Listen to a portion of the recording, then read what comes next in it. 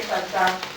Tupo umai kukuma umuranarina duniani zazakelichu jasadi marina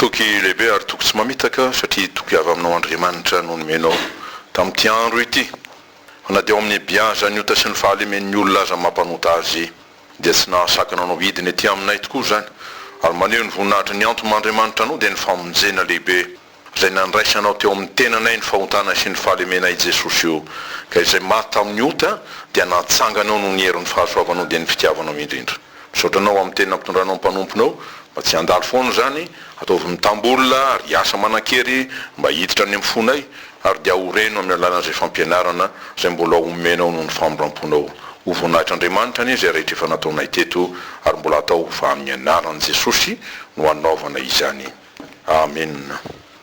Tenin'Andriamanitra izay horaisitsika dia ao amin'ny filazantsara araka ny Jaona toko faha 12 ny filazantsara araka ny Jaona toko faha 12 horaisitsika amin'izany ny 9:30 ka hatramin'ny 7:70 mivaky manoto izao amin'ny anaran'i Jesosy Tompo.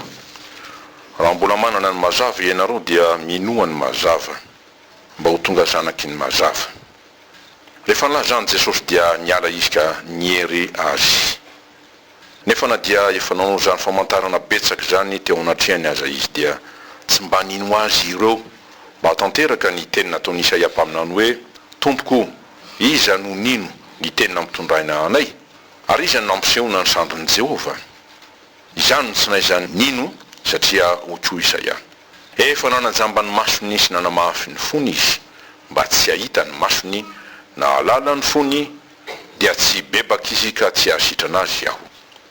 Izany teny zany no nolazainy Isaia satria nahita ny voninahiny izy ka nilaza azy kanefa maro tamin'ny mpanapaka aza no nino azy nefa noho ny fahaseho dia tsy nanaky ireo fandrao avoaka hiala amin'ny sinagoga fa tia ny voninahitra avy amin'ny olona izy ireo fa tsy ny voninahitra avy amin'Andriamanitra. Amen. Hain'Andriamanitra ny zavatra rehetra ary ny zavatra izay tsy haitsika na ny heveritsika na ny saintsaintsika kory dia izany no nataony ary mbola ataony ary tiany mbola atao andraisantsika amin'ny famonjena dia izy miseho amintsika olombelona mpanota. Andriamanitra miseho amin'ny olona zany roa hevi-dehibe izay natolotra antsika nandritra zao herinandro izao ary miseho amintsika izy satria satry indrindra isika mba hahita ny voninahiny dia afaka ankalaza azy afaka hidera azy satria ny maty tsy mba afaka hidera azy fa ny velo ny soratra masina no midera azy ary midera azy satria mendrika azy indrindra ny hoderaina sy ankalazaina.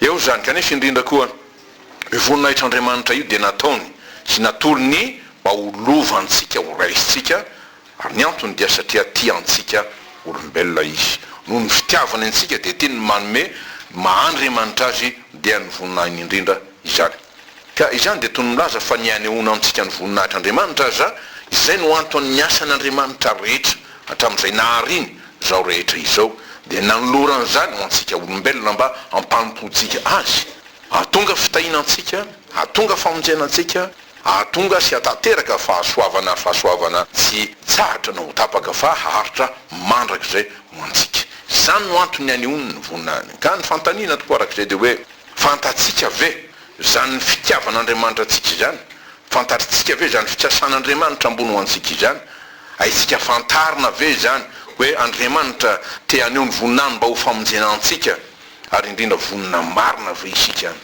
ny andray zany vonina iaona amin'Andriamanitra vonina iantso azy araka ny voalazany soratra masina hoe zay rehetra miantso azy no vonjena, zany hoe mahita ny voninahiny, fa zay mitady no hahita hoy ny tenin'i Jesosy. Ka zany ny fikasan'Andriamanitra ho antsika, hanokatra ny lanitra mba hitantsika ny voninahiny, dia ny heriny sy ny fitiavany indrindra mamonjy antsika mba tsy ho tojo amintsika kosa ity tenin'Andriamanitra zay nasongadina ty amin'ity andro ity eo amin'ny 140 hoe efa nanajamba ny masony izy hoy izy, sy nanamafy ny fony mba tsy hahita ny masony na halala ny fony dia tsy bebaka izy ka tsy hasitrana azy aho. Andriamanitra ve no tianamafy antsika mba tsy bebatsika? Tsy asanatri zany, fa ny fotsika raha mini tsy andray ny fahasoavan'Andriamanitra dia ny hoe izy maneho ny voninahiny mba ho famonjena, dia safidy tokoa zany araka ny ten'Andriamanitra hoe zay mino sy atao patisa no ho vonjena, fa zay tsy mety mino no hoelohany, zany hoe avahany tsy hanana anjara amin'ny fanjakany mandrak'izay. Andriamanitra dia tianeho ny voninahiny amintsika ahoana ary ny amin'izany, ary tsy hoe tianeho fotsiny izy fa nataony zany sy natolony no mba ho lova ho sy anao noho ny fitiavany antsika olombelona.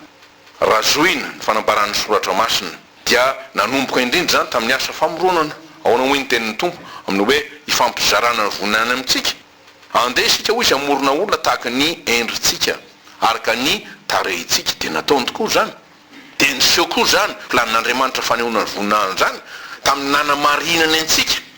Dia hoy ny tenin'Andriamanitra hoe Jesosy Kristy natolotra noho ny fahazoantsika ka natsangana indray ho fanamarinana antsika, amin'ny Romana 4:23 zany. Dia miaraka amin'izay dia niantso antsika izy, ary zay nitendreny koa mantsony, ary zay nantsony no amarininy, ary zay no amarininy no nomeny voninahitra koa nampitafiny voninahitra mahandriamanitra azy ataony tsy manana tsy nitahaka azy. Dia mitoy zany araka ny tombavaka zay nataon'i Jesosy ho an'ny mpianany, ahoana hoy izy amin'ny Jaona 7:20, raha eo tiako mba ho any amiko amin'izay itoerako ireo zay menao ahy mba hahita ny voninahitro menao ahy izy, ary raha mahita zany dia ovana endrika, ary zay ny fiafarantsika tokoa, tsy hoe endrika ny fahalovana intsony fa endrika ny voninahitra. Raha maharitra tsika hatramin'ny fahafatesana dia indro maiko anao iny tompo ny satry voninahitra fiainana. Dia araka ny tenin'ny Jaona apôstôly zay nilaza hoe fantatsika fa raha iseho izy ho izy dia ho tahaka azy isika, fa ho hitatsika dia izay tena endriny tokoa, endriky ny voninahitr'Andriamanitra. Nitenenan'i Jesosy hoe nomeko azy ny voninahitra zay nomenao ahy, zay ny fon'Andriamanitra zay, satria ty izy dia tiany iombonantoka amintsika indrindra isika mpanota zay resy ary maty sy rava tanteraka tao anatin'ny fahalovany fahotana. Aonara amity hoe mahita ny voninahitr'Andriamanitra, izy no afaka hita ny voninahitr'Andriamanitra, petraka zany fantaniny zany, na afenan'Andriamanitra hitany voninahiny. Raha ara-tantara ara-tsoratra masina dia tsy iza fa reo olona zay nividiny ary azo tondroina manokanany amin'izany Abrahama. Dia natao hoe sakaizan'Andriamanitra izy dia nifanatritava tamin'Andriamanitra. Dia tahaka an'izany koa Mosesy, tsy mba hoe narefeo sy tena fanatrika nahita voninahitr'Andriamanitra mihitsy izy, ary fantatsika fa rehefa tany Oreba izy naka ny ireo vato fisaka roa nisy ny didy folo nidina avy tany, nanjelanjela hatrany tavany azy dia natao ve ny nijery azy, tsy voatery ny sarotava Mosesy satria nampioro loatra ny amin'izany, ary zany indrindra no nanendrena azy hoe ndao hoe no makano fa ho fatsy zahay raha eona amin'Andriamanitra sy ny voninahiny. Dia nampahitana ny voninahitr'Andriamanitra tokoa zany hoe olom-boafidy. Dia tsaroana amin'izany izy telo ny rahalahy Petera, Jaona, Jakoba zay nentin'i Jesosy nisintona nitokana ho any tendrombohitra tao no niovan'ny tare, tena hitany voninahiny izy reo ary niorooro mihitsy. Dia natonga ny Petera rehefa nahitany voninahitr'Andriamanitra, ary teo Jesosy Mosesy Elia araka ny voalazany soratra masina, dia hoe ndeha mba hanao trano lay itsika fa tsy hita-tsony zay metrahana ny tena, dia hanampitampin'Andriamanitra mitoerany eto aminay marina, dia hoe ampitoero amin'ny fahasoavanao zay mba tsy ho ringana amin'ny fahitana ty efa mirapiratanao amin'ny voninahitra ao ty, ary tena voninahitra manjelajelatra, tsy zakany nofo, tsy zakany mpanota izany. Ary nisongadina moa tamin'ny tantara raha fisintsika izy dia indrindra reo vavolombelona tsy latsaky ny 500 lahy izy zay nisehon'ny Tompo tamin'ny voninahitra, zany hoe Jesosy tsy voatana ny fasana fa nitsangana tamin'ny maty voninahitra lehibe zany. Amin'ity andro ty kosa dia mazava na zay ny tenin'Andriamanitra fa tsy zay rehetra isehon'ny voninahitr'Andriamanitra tokoa no mahita azy, ary ina ny antony satria misy hevitra mampisaraka. Ny hany mahita azy dia izay mibebaka ary mibebaka marina, izay mitady azy marina, io no mahita ny voninahitr'Andriamanitra. Zavatra tena masambatra tokoa zany hoe afaka mahita ny voninahitr'Andriamanitra, olona mitraky zany, tsy mitanondrika zany, olona manan-karena zany fa tsy mitsipozipozy, olona tena feno toky feno antoka mihitsy hoe Andriamanitra zay nahazo zao rehetra zao, izy no maneno voninahiny amiko. Ahoana tokoa ny tsy ahitana voninahitr'Andriamanitra? Amin'ny ankapobeny moa mahazatra antsika dia ny hoe mahita ny voninahitr'Andriamanitra zany dia mahita ny heriny, mahita ny fahefany, dia izy manao famantarana sy fahagagana tahaka nataon'i Jesosy, dia manao fanasitranana izy, dia hatramin'ny maty aza dia natsangana zany, sy ny sisa, ka tsy diso ny milaza ny hoe mahita ny voninahitr'Andriamanitra tokoa dia izy miseho amin'ny fahefany sy ny fahalebiazany. Zavatra tsy kely zany ary tokony inona azy tokoa. Dia tahaka ny tenen'ny Jesosy tamin'ny Marta nambavon'i Lazarosy, zay nianana satria fa hoe ambavoana amin'ny fahafatesana rehefa maty mihitsy zay Lazarosy izy, nefa tsy teo ny hoe Jesosy avy hatrany dia hoe dia ary tsika hijery azy. Niara-mbateo zao ianao izy dia tsy maty izy. Tsia, aonao mitombo taminy. Raha ino ianao dia ho hitanao ny voninahitr'Andriamanitra, na dia efa misy fasana sy fahafatesana manoloana anao, mbola iseho ny voninahitr'Andriamanitra. Ary eo amin'ny tantara moa dia nananganany tokoa ny Lazarosy anadahany, araka ny tenin'ny Tompo hoe ry Lazarosy ho ao aminao mivoa, nisokatra ny fasana. Dia indro Lazarosy dia hoe esory ny fehipaty avy aminy, tsy mahasakana ny asan'Andriamanitra haneo ny fahalebiazany sy voninahiny fa mahery ny tenin'Andriamanitra amin'ny fahefany. Zany no mahazatra antsika, zany no mahazatra antsika. Kanefa tsy ireo rehetrarehetra nahita ireny fahagagana na famantarana nataon'i Jesosy araka ny voalaza ny tenin'Andriamanitra teo no ary nino azy. Zay ny zava-doza amin'izy ity. Hay ny masotsika ity mahita fa ny fotsika na masom-panahtsika jamba. Dia mila famelan-keloka, mila mandray ny famelan-keloka mba handraisantsika ny famonjena zany hoe ahiratra masotsika dia hita ny voninahitr'Andriamanitra. Amin'ity andro ity zany ny fanehoan'Andriamanitra ny voninahiny na ny voninahitr'Andriamanitra zay anseho ampy aminao mpanota dia izy mamela ny helotsika. Tsy mahazatra antsika angamba zany a. Fa hoe ahoana zany izy mamela ny helotsika zany hoe fiseho ny voninahiny, ny tompoko. Ary rehefa zoina ina moa ny tena asa mahagaga zay ataon'Andriamanitra iny. Manao hoe misy diny faharo zao rehetra zao, madiova diny fa afaka amin'ny apokana, na ny hoe mahirata diny fanahiratra sy ny sisa. Ny asa lehibe indrindra ary mahagaga indrindra dia izao, fony mbola mpanoty zasy ianao dia maty hamonjy anao. Sa manana trosa amiko Andriamanitra? Ny fitiavany maniry azy. Anehoana fa tsy mahafony mpanota izy na dia latsaka amin'ny lala indrindra.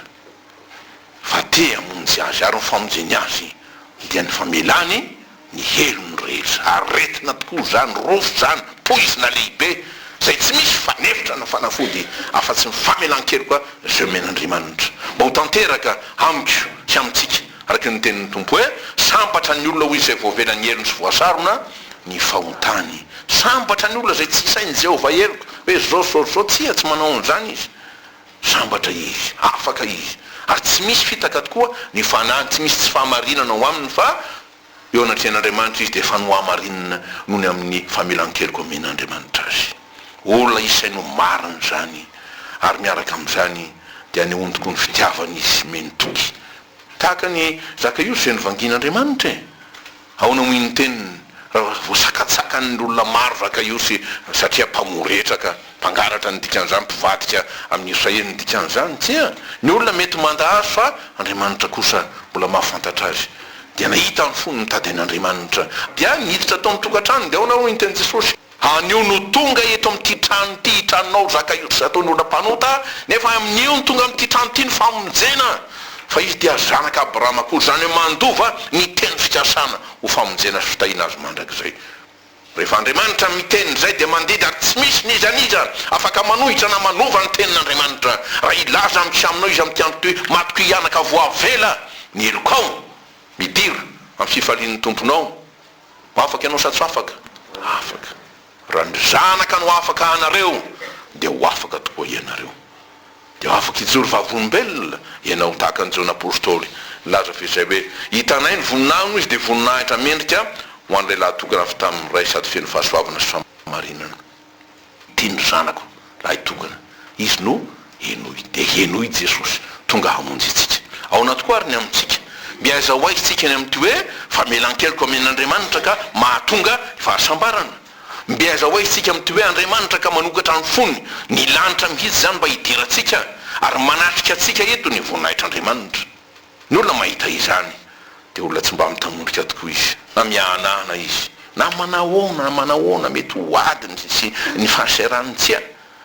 Fa tsy hoe sanatria tahaka ny sasany hoe mibetika amin'ny toetra izy dia mibetika izy miozongozona, nambetika izy mitraka dia mibetrika vetivety eo dia milofotra, nambetika mino dia mbinika eo vetivety eo dia misalasala. Tsia, tsy izay ny olona zay nahita ny voninahitry'Andriamanitra ry avako, fa olona mitoetra izy satria Andriamanitra no eo aminy.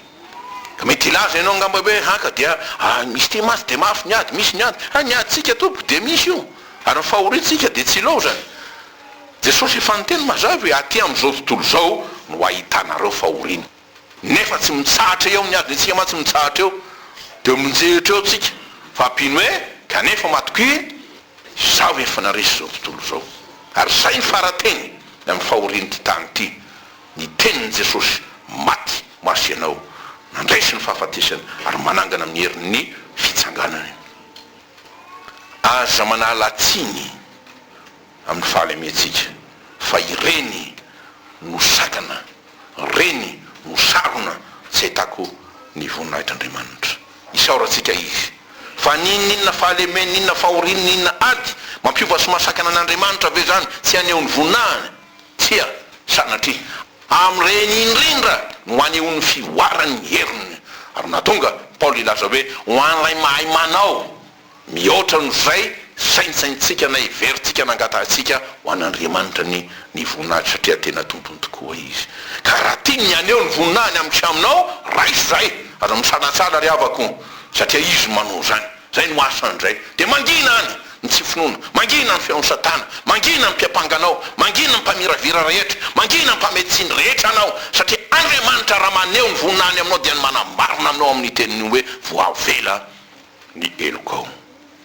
Zasy ianao zay jamby indrindra tsy mahalala ary tsy mahita ny voninahitry'Andriamanitra, ianao io ny tiana mpahiratiny mba hahita azy ary dia teneniny hoe mahirata ianao. Zazo hoe tratry ny tsy finoana sy ny salasanany indrindra aonao izy matoky izaho mombanao.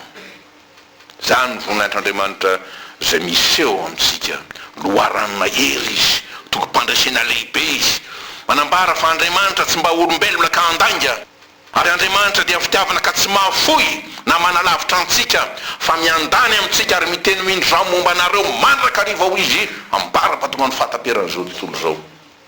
Tsy misy vetra izany ka azaferana ho amin'ty andro ty, azaferana amin'ny sainao, aza sakanana amin'ny tsy finoanao.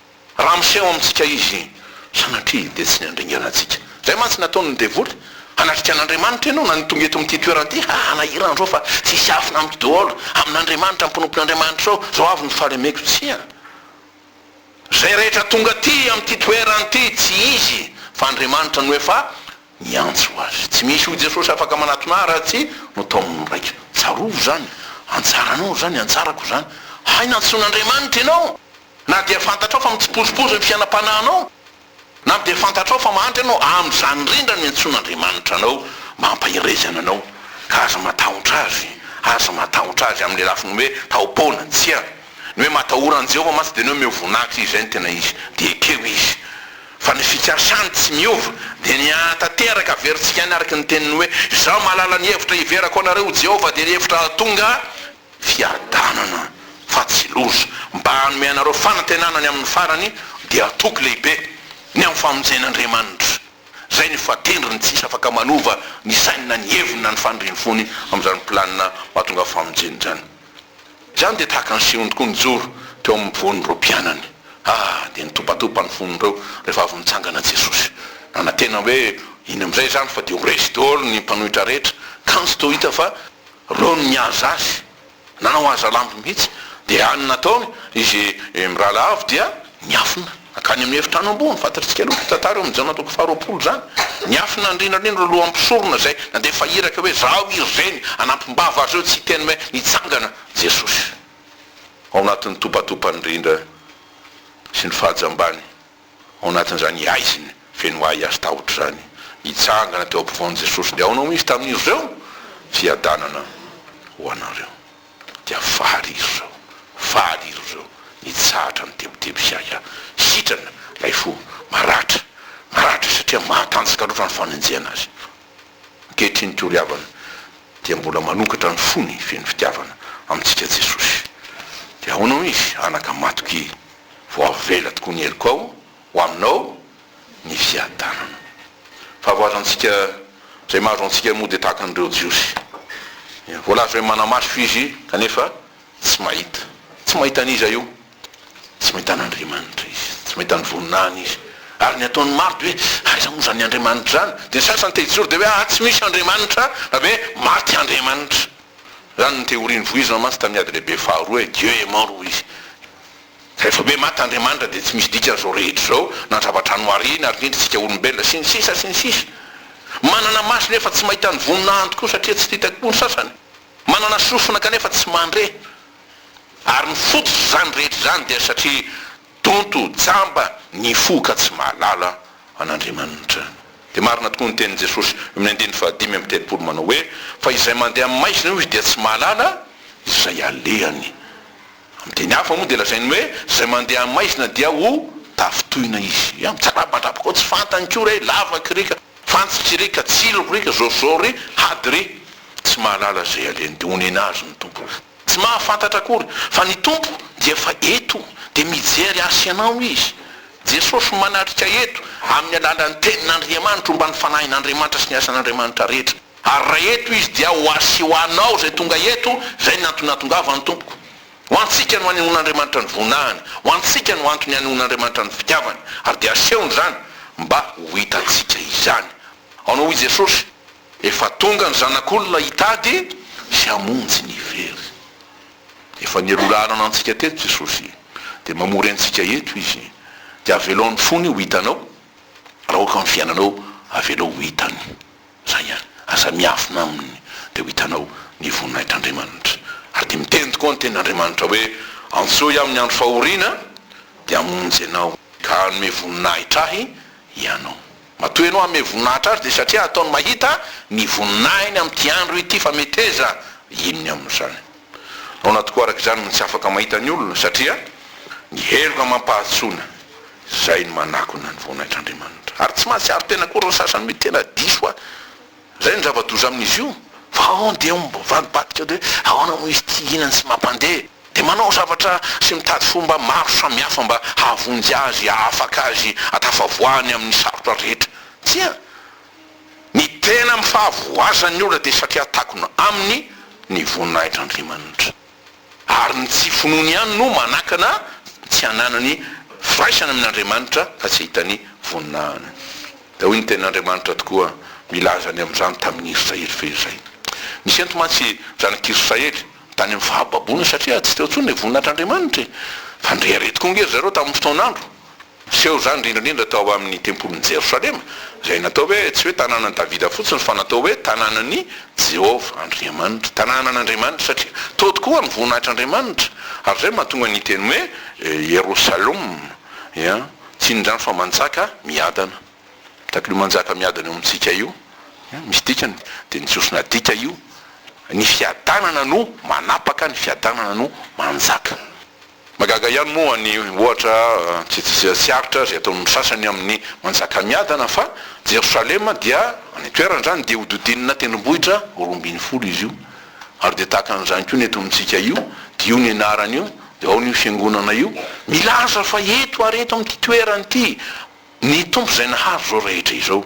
Ary inombeny na nelanelany eny dia lazaina marina hoe tany zay ny fidin'Andriamanitra ty Madagasikara ty ary mamin'ny fony. Nefa zao mahazo azy dia tahaka ny Israely dia ao ny kinaina tao anaty fahoriana teo. Ina ny antony? Dia hoy ny tenin'Andriamanitra endro ny tanan'i Jehova tsy fohy fa mahavonjy ary ny sofiny tsy lalidalovana fa mahare. Fa ny helokareo mihevitra mampisaraka anareo amin'Andriamanitra reo ary ny fahotanareo mampiafina ny tavany aminareo ka dia tsy miaindro any hoe tsy afaka miaino izy. Reto dia toy izany koa efa nanajamba ny masony izy nanamafiny fony izy.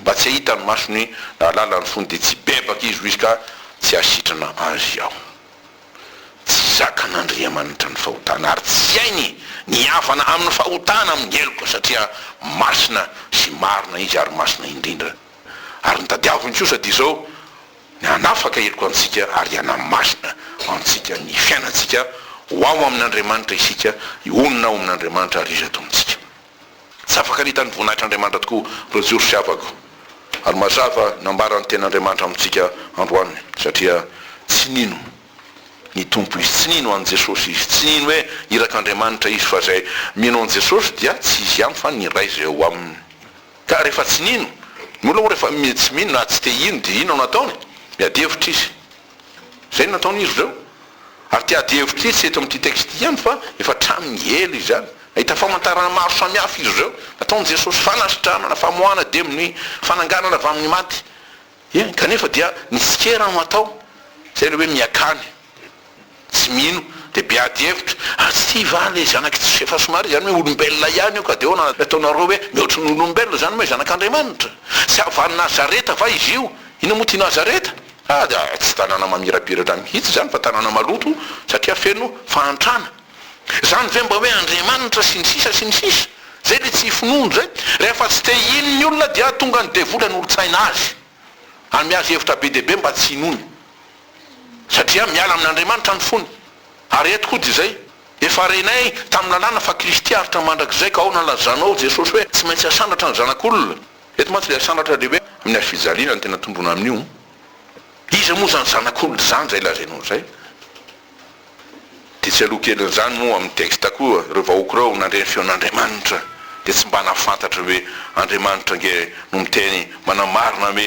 ankalaza ny zanany izy araky ny teny Jesosy hoe raha mankalaza any ianaranao fa de ahoana izy zao tsy feon'Andriamanitra zany kotrokorana zany anjela ihany no miteny tamin'ny Jesosy raha misy tsy laza hoe mare kotrokorana ianao dia feon'Andriamanitra avokoa zany tsia fa ny tiana lazaina de ny hoe misy famantarana zay hainon'Andriamanitra ny mahandriamanitra azy fa rehefa tsy mino ny olona dia jambo ao anatin'ny tsy finoany dia tsy afaka mahita ny voninahitr'Andriamanitra zany tokoa ny zavatra miseho rehefa tafasaraka amin'Andriamanitra ny olona tsy mahafantatra ny feon'izy ary dia mora maray feo samihafa azy tena hoe voafitaka ny fon'ny olona dia tsy misy Andriamanitra re dia hoe ino tokoa ny ten'Andriamanitra dia olona misandoka eo dia hoe nahitany Jesosy ny seho taminay nefa ny fiainany feon'ny fahotana sy tsy fahamarinana zany mahazo dia mirotra makany ny olona satria tsy ao amin'ny fitiavana ny fahamarinan'Andriamanitra sy ohatran'i Jesosy zay name tokiosa zay mino azy ao no izy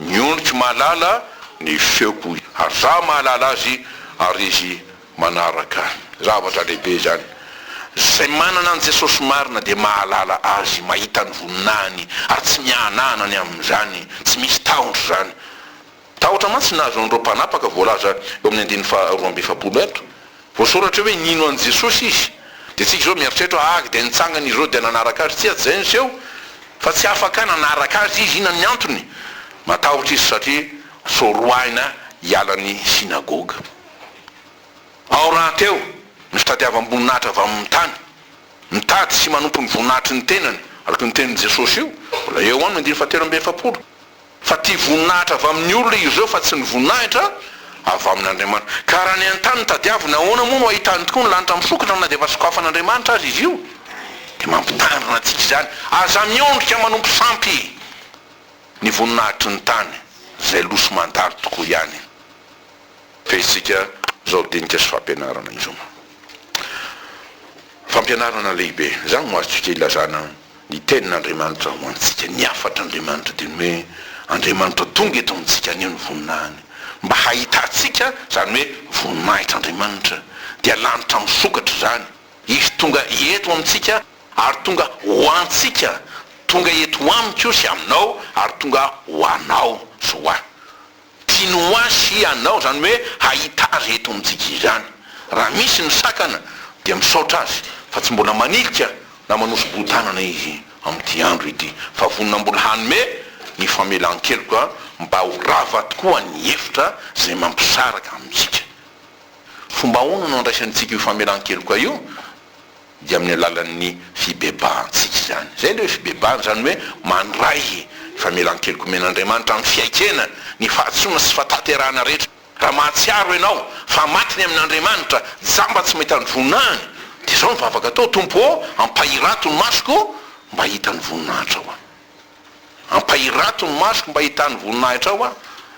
Nahitrantsika miverina mamaky indray koa ny toko fahaenina amin'ny mpanjaka faharoa teo io, efa manafika ireo Siriana ty zatoviny Elisa tsy mba nahita dia niororo feny tahotra ary zany mampiororo atsika nge tsy mahita ny voninahitr'Andriamanitra raha miteny hoe mombanao aho izy dia eo aminao izy ary miaraka amin'izany ny anjelin'Andriamanitra sy miaramira ny lanitra rehetra zay miady ho anao araka ny teny Jesosy hoe za mombanao, dia tsarovo zany zao ampahirato ny masoko Jesosy hitany voninahitra ao. Dia jereo ty fahantrako fantaro am'izao fahafatesako zao maty ny finoko tsy misy ny fanantenako, jereo aho ny fahaverezako ary de mamela indrindra ny fahadisoko sy ny fahataterahany vonjeo aho Jesosy eo. Raha mety ianao ampahirato ny masoko fa jamba aho de ho hitako voninahitra ao, tsy hoe raha mpitso zany na raha afaka pitso fa am'ty ora ity am'ty toerany ty henoy ny vavaka ataoko Jesosy. Areto de oka tsy ho variana rehefa miatso hoe mpanompon'Andriamanitra aza variana ianao ento ny fonao am' Jesosy. Zay ny tadiavin'Andriamanitra. Aza manano hoe de efa hiasa ny mpiandro de mivoaka ny fanahy ratsy rehetra zao ny ataoko ihany. Aza mba manao an'izany. Araraoto raha am'ty andro ty ny sokafan'Andriamanitra ny lanitra sokafiko io ny fonao. Ary de raha vao ny hevitra rehetra zay mampisaraka amin'Andriamanitra. Raha tsy hainao ny mandrava azy ampiody ao Jesosy eo. Raha vao zany hevitranina ny hevitry ny ota ninninna izy tsy ary voatonona hitanao zany miteraka fahafatesana fahasimbana atao anatin'ny fiainako. Ny hevitry ny fangatsiaham-po mba tianao ana teo aloha nefa efa niemotra ankehitriny de fangatsiahany fitiavany zany miverena ny fitiavan'Andriamanitra, fitiavana voalohany zany. De soratiko amiko ninninna fakipahotana na lolopolo zany na fankahalana ny namako zany na inona efitra mampisaraka aminao zao ny foko fampandinika ny fo sy mpamantatra ny fo ianao amin'Andriamanitra. Meteza ianao hodinihin'Andriamanitra, meteza ho diovin'Andriamanitra riavako, meteza ho avaozin'Andriamanitra, fa tokony meny hoe esorika aminao ny fo vato izy de omeko fonofo ianao.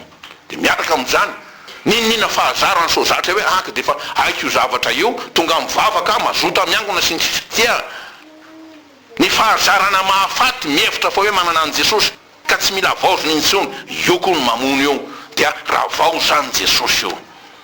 De ao noho ny ten'Andriamanitra ianao zay milaza fa mahiratra ianao izy ianao ny tena zamba avivy omeko ianao amin'ny ody maso mahimahimpona anao amizy an'Andriamanitra de ny famelan-keloka ny ody maso mangataka famelan-keloka mba hiverenako aminao Jesosy, hiavanako aminao Jesosy ka de vangio ary zany ny foko tsy mahalala zany donto ny ota, donto ny fahazarana, donto ny fanamarina tena de sokafy tahaka ny fonao malalaka ny foko mba ahitako anao, ahitako ny voninahitra ao, diovy ny masom-panako ataovy mahitanao am'ty andro ity ary de atao manana ny fonao ty antra onena fotorotoro zany mangatahako aminao satria zany mankazotranao.